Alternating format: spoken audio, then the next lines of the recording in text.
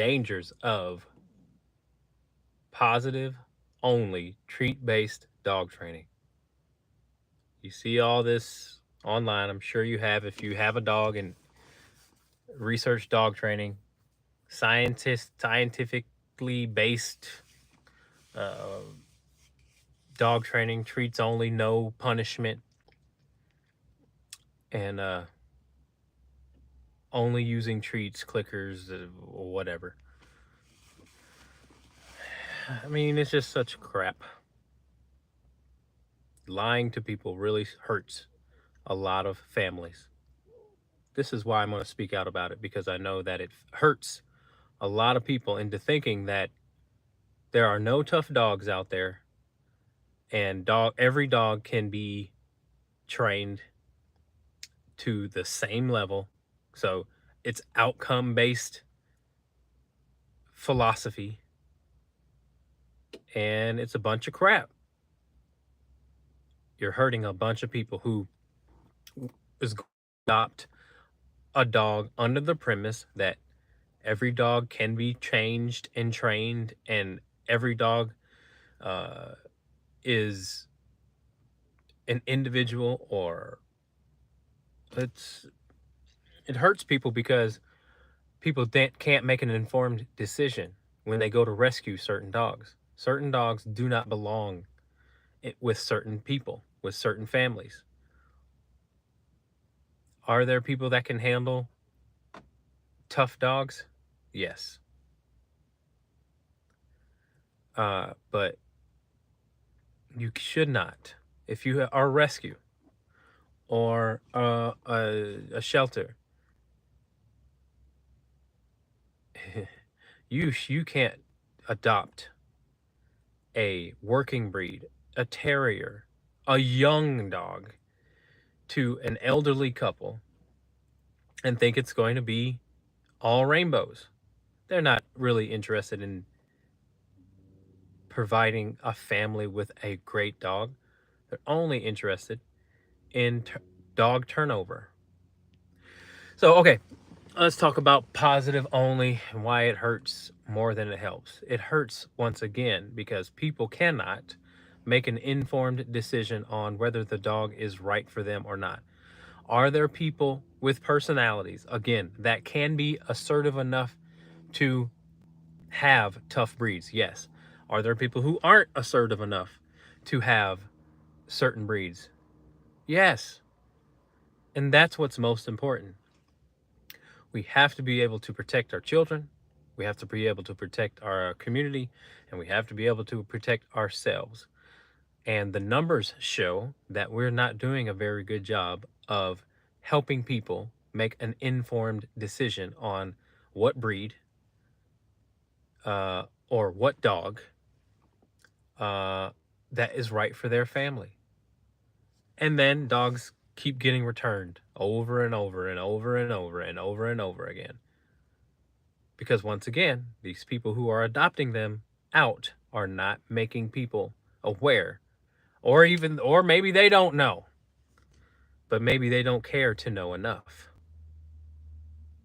Because once you know and you still do it, then you're a bad person. So anyway, all right.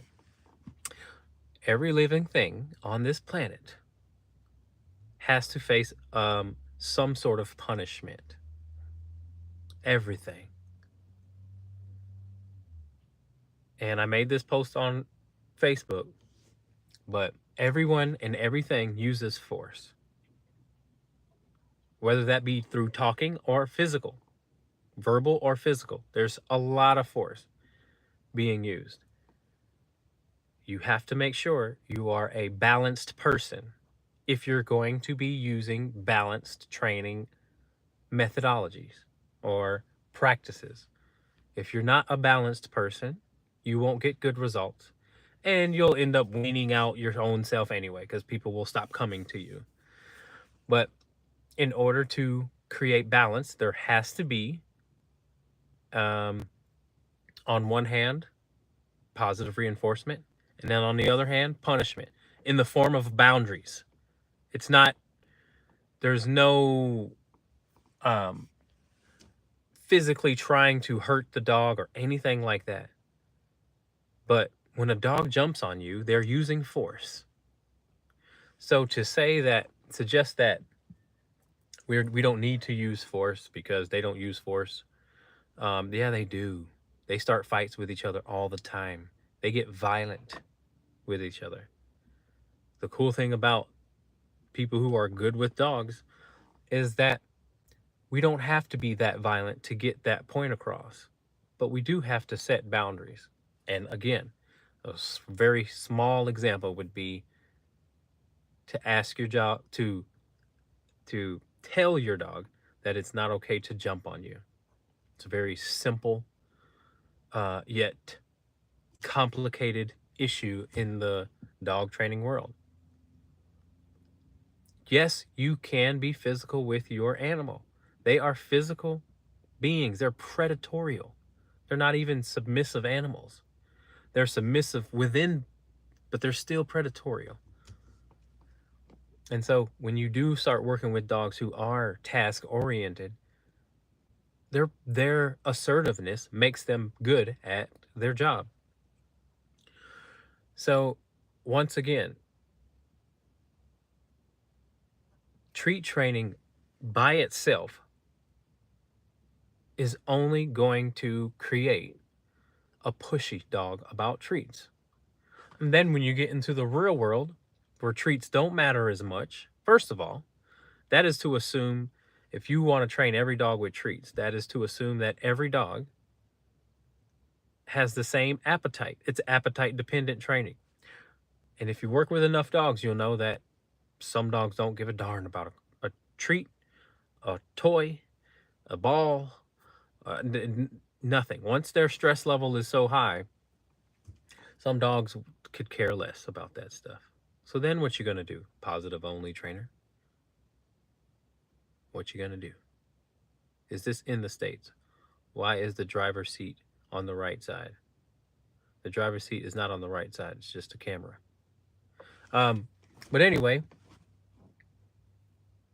you're going to, and even the positive only trainers still use force on their dogs. Unbelievable that you think that way. Everybody uses force on their dogs. Everybody forces their children to do something that they don't necessarily want to do. And children force each other to do things that they don't want to do. Everything uses force.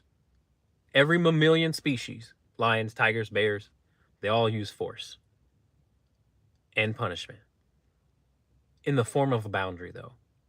They say, I don't want you to do this, or I want this and you want this, but I want it more, so here we go.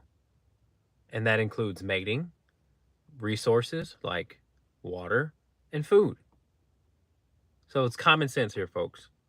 Common sense. Stop lying to people and saying that you cannot use force to get respect from your animal. Are there some animals that don't need a lot of it? Of course.